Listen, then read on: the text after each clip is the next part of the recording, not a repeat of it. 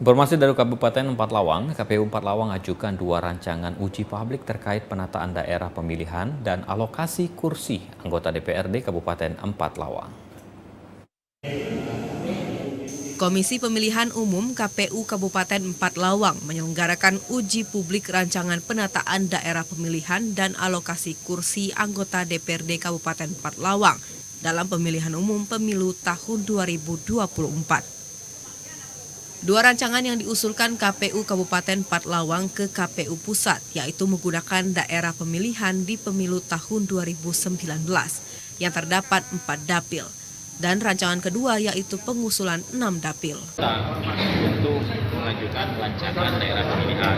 Nah, khususnya kita KPU Kabupaten Empat Lawang telah mengajukan rancangan sebanyak 2 macam. Yang pertama itu masih menggunakan dapil di pemilu sebelumnya, pemilu 19, dan rancangan yang kedua itu rancangan yang sebanyak 6 dapil.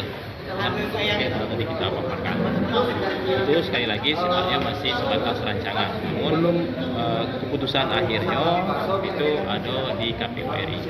Rancangan yang diajukan KPU Kabupaten Empat Lawang sewaktu-waktu dapat berubah, mengingat keputusan resmi akan diputuskan oleh KPU Pusat. Dari Empat Lawang, Dia Anggraini, TVRI Sumatera Selatan melaporkan.